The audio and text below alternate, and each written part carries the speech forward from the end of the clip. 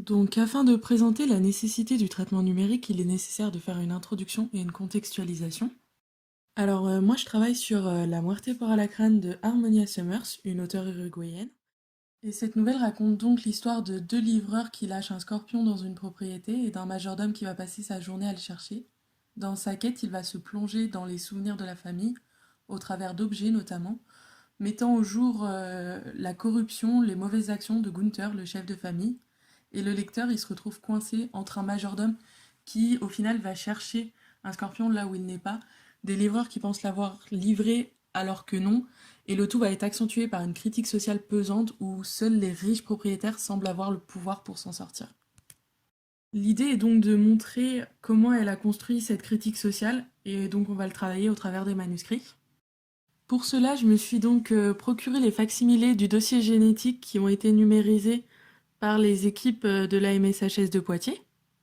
Donc le dossier génétique, il se compose de 3 manuscrits, 2 tapuscrits, une version éditée et un scénario de cinéma qui n'est pas publié, qui est donc un document inédit et qui est accompagné d'un document explicatif rédigé par l'auteur elle-même. Ce qui fait donc beaucoup de données à étudier et à récupérer surtout. Et pour gagner du temps, je me suis donc penchée sur les logiciels OCR et notamment Ocropy. Donc, dans les grandes lignes, c'est un logiciel open source. Il est basé sur des réseaux de neurones récurrents. Pour vulgariser, c'est une reconnaissance à probabilité. Et il n'a pas de dictionnaire embarqué ni de modèle linguistique. Donc, le modèle de lettres est indépendant de la langue.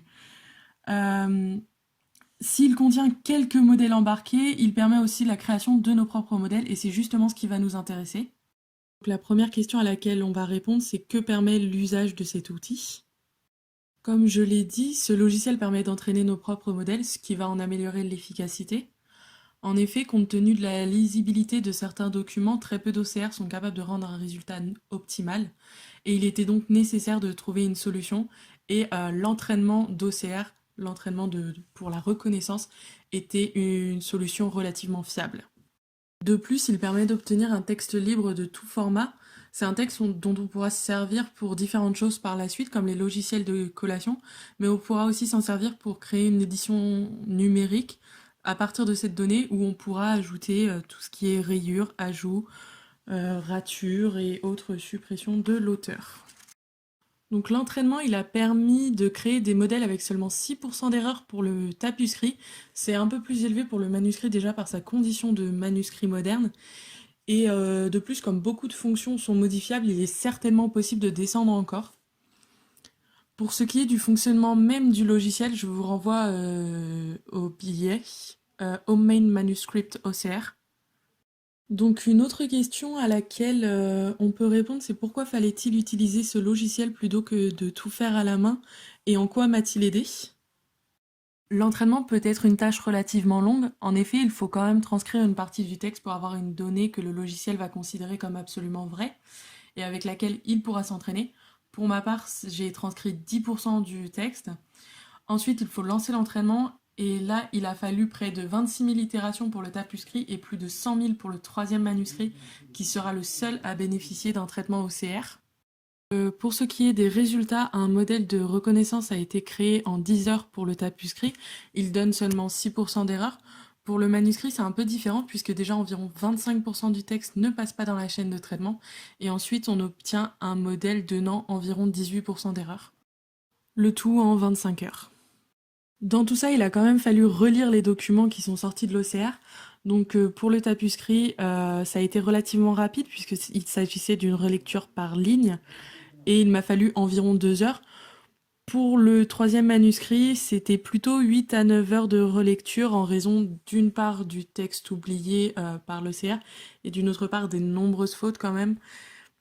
Ce qui m'amène à ma dernière question, que fait-on d'un jeu de données numériques ?